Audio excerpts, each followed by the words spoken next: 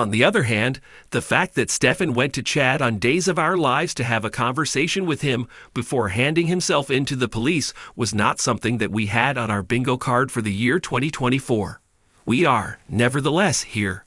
The scene that took place yesterday, which you can read about in our review located here, was, in a sense, random, but not completely so. The terrible choices that Stefan has made have put him in a position where he is either facing incarceration or a death sentence, or a journey to Siberia, North Korea, or Afghanistan, which would pretty much be the end of his life in one way or another.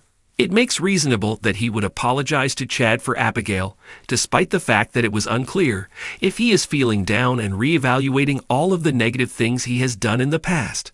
What's interesting is that whenever they bring up Abby, people immediately begin to speculate about whether or not she will return. On Days of Our Lives, where the resuscitation of the deceased is, for lack of a better word, regular, returning from the dead is a reasonable enough explanation. On the other hand, Stefan's apologies might really be a hint at something more for this particular instance. There is something more significant. During the summer of this year, it will be 2 years since her death at the hands of Clyde. This would be the ideal opportunity to bring Abigail back and finally lay Clyde to rest. Despite the fact that he was imprisoned for her murder, it appeared that this only served to strengthen his position of authority. It is true that he has not been paying for her death since he has just done whatever he has wanted to do while he was incarcerated. To put it another way, what has he not done to the people of Salem by this point? He has pushed Ava and Stefan into a corner, attempted to kill a police officer, corrupted a police officer, attempted to kill Tripp and Wendy, flooded Salem with narcotics that caused overdoses and put Holly into a coma, and is on the verge of ruining Tate's life, with a generous dose of assistance from EJ and a stubbornly silent Holly.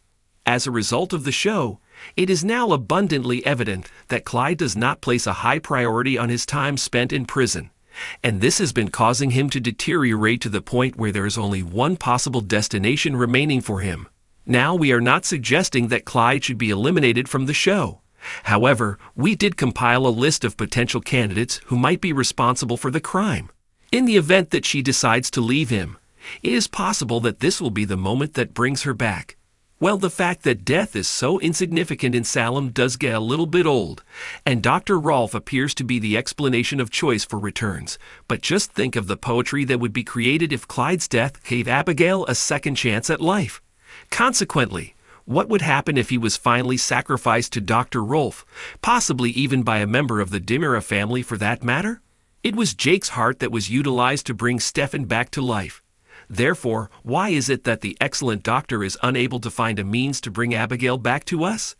We don't want Clyde's heart in Abigail because it would be a disgusting thing to do. But come on, this is Days of Our Lives.